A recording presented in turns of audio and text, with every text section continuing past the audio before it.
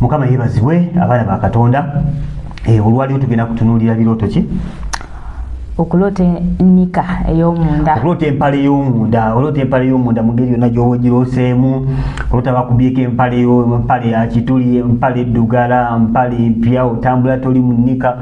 Olwo tugenda kutunuulira ebirooto ebyo mangu nnyo mu dakika si nnyingi nnyo. Olunaku lwandire bisoboka Silivia mweza munange tuweereza naye.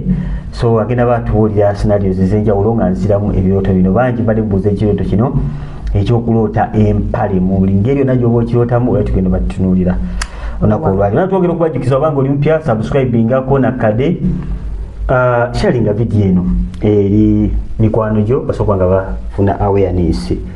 Yes, so tubuulire scenario esooka okulota empale. Okulota empale empya Musumba kitegeeza ki? Okulota empale empya ngolota bakuwa empale empya.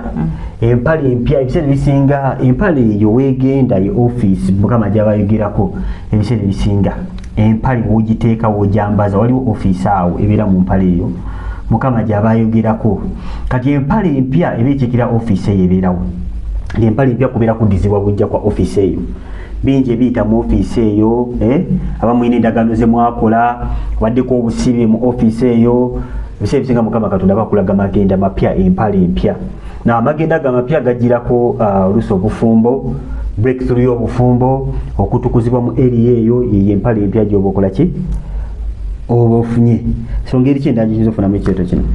Engeri endala okulota nga nnika nkyafu. Okulota nga nnika nkyafu. Ota akapale kaako omunda kakyafu mukwano gwange Mukama bakulagira ddala nti office eyo nkyafu. Oli yalota nga office eyo evaamu envunyu. Ddala omuntu ng'olina office wete evaamu envunyu ddala waliwo mugenyi yenna ayinza okujja mu office eyo. Tewabeerawo breakthrough, tewabeerawo kimanya nti waliwo obusibe obw'amaanyi, tewabeerawo obuwanguzi bwonna.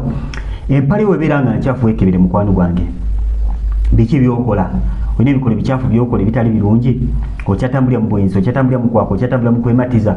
Olina ebifaananyi by'obusegu by'olaba. Wakyaliwo ekikyafu, wakyaliwo ekitali kirungi naddala mu office eyo Mukama Katonda kyabayogerako. So weekebere obanga tolina kyolaba buuza Omwoyo Mutukuvu abe nga akubikulira. Lwaki office yo nkyafu? Lwaki akapale kaako omunda kakyafu? Oli mukyala namba 2 olimedde mu maka ga munno ojja kulota nga empale yo nkyafu. Okyali mu bwenzi ojja kulota nga empale yo nkyafu. Okyalina ebirowoozo by'obwenzi by'okwaka ebyaki ojja kulota nga empale yo nkyafu. So wabeerawo obutali butuukirivu in terms of mu bintu by'obukabakaba n'obwenzi bwe bityo. Okulota nga nnikayo erimu ekituli. Kulota nga nnikayo erimu ekituli. Nawe nga sinaba kuddamu scenario eyo nyongera okubajjukiza ngo oli mupya subscribinga ku eno channel Chosen Nation. Tuba tuddamu ebirooto n'okwiga ku bintu ebirala ebibanga bikuyamba ng'omwana wa Katonda. Kebera mu comment section mulimu enamba yaffe y'essimu. Tuweereze message nga twegattako ku WhatsApp group yaffe ojja kubanga oyongera okubanga oyiga ebirala bingi nnyo ddala ebyokwiga bingi nnyo ddala. Nawe okulota nga empale erimu ekituli mangu nnyo naye nti Mukama Katonda bakulaga waliwo obutali butuukirivu. Wabeerawo era ekibi, wabeerawo obutali butuukirivu, wabeerawo omwagaanyi omulabe sitaani wayitambulamu. Empale y'ekituli wabeerawo ensonga Mukama Katonda gyayogera ku office eyo. Si nsonga oli musajja, si nsonga oli mukazi. Empale eyo omunda gyetwogera ku underwear, olugoye lw'osooka ku mubiri gwo ku office eyo. So bangi erimu ekituli Mukama bakulaga nti waliwo olwigi, waliwo ekitandaba kubanga kiziba. Ate empale ekituli ereeta embarrassment. Geza otule ng'empale erimu ekituli. Tulanga empale erimu ekituli aba okiswala ekigenda okubakulamu. Wasa empale yo ng'ekyalimu ekituli mukwano gwange manya tewali gy'olaga mu ngeri mu terms of marriage. N'obanga oli muvubu empale yo ng'erimu ekituli manya mukwano gwange walimu ensonga awo. Okulota nga nnikayo nkadde. Empale enkadde ekikirira omuntu omukadde ow'edda mu office eyo. Mukama yeebazibwe.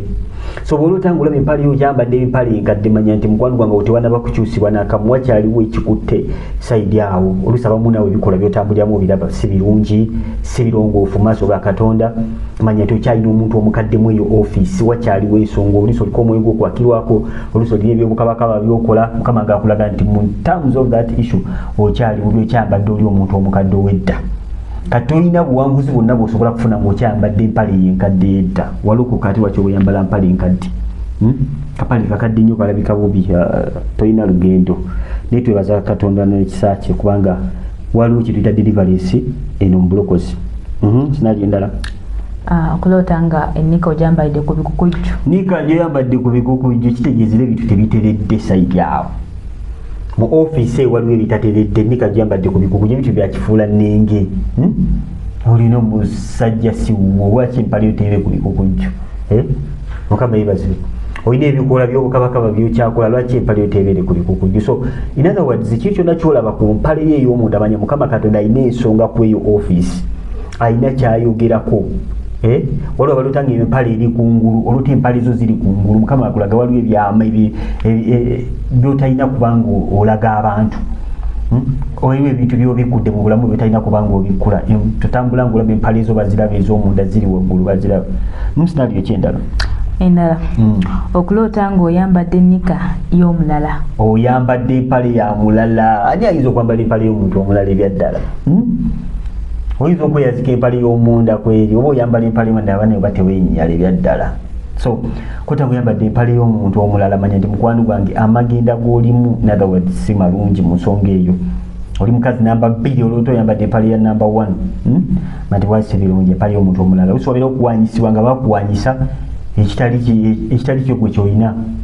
So oli magenda ga muntu mulala, soberawo ekitali kikyo kyotambuliramu, oyambadde empale y'omuntu omulala. Baki ekimu n'okulota ng'omuntu omulala ayambadde empale ye ey'omunda, era kigaa kiki wabera okuwanyisibwa awo. Mukama balina kyayogera, weekebere. Oli mukyala namba 2 oyambadde empale y'omuntu omulala, oba olwota oyambadde empale y'omuntu omulala, omuntu omulala ayambadde empale yo, Mukama Katonda abalina kyagamba ku nsonga eyo. Nyongera okubajjukiza banne musubscribing mukonekade so that you don't miss our videos. Like this message, mjiliking so okubanga etambula. Genda mu comment section mulime namba isimu, pereza message nze kenyini ja kubanku kugata mu WhatsApp group yaffe. Wini kintu kyagala okubuuza kose namba yemu, pereza message be brief, mbula ne kyobadde osabira jabanga nkwanukula mukwano gwange. Comment section comment esokera ddala mu comment section kulike namba isimu 747 enamba yange eyo kenyini nyini. Pereza message mangu nyo jabanga nkuddamu. Okuloota nga toyambadde nika. Toyambadde nika oli bwereere. Ekirooto ekyo kiri soko abantu basinga bakimbuuziza nnyo. Kota nga toyambadde nika. Nawe Mukama Katonda kyaba akulaga mukwano gwange nti okuloota nga oli bwereere ebiseera ebisinga wabeera waliwo ekibi, wabeera obutali butuukirivu. Kati nga toyina nika, toyina gy'olaga. Wajja oyinza okulaga nga toyambadde empale. Of course you become uncomfortable. Si kyangu nnyo okufuluma kugira ng'oli malaaya yatabeera mu mpale. Naye si ekirooto ekirungi nnyo okuloota nga toli mu mpale. Mukama Katonda akulaga wakyaliwo obutali butuukirivu, waliwo ensonga lwaki toli mu mpale eyo. So waliwo obutali butuukirivu, weninye Mukama akwambaza empale eyo. Waliwo akalanga akavuga munampijja teekamu empale yo tugende. Mukama yeebazibwe. Ka myaka mingi aba kyasa kye 2026 temukamanyi neffe abaaliwo mu mirembe gye tukamanyi ekyo tekirala. Okuloota nga oli akusaba nnikayo. Oli akusaba nnikayo. Of course Mukama Katonda akulaza omuntu we buli kaseera mulabewo, ate olaba akusaba nnikayo ebiseera ebisinga mukwano gwange libeera ddoko. And most of the times ebintu ebikwatagana ku nnika nga bena bagambye ebikwatagana ku butafumbirwa, butawasa, wabeera obusibe mu ofiisi eyo.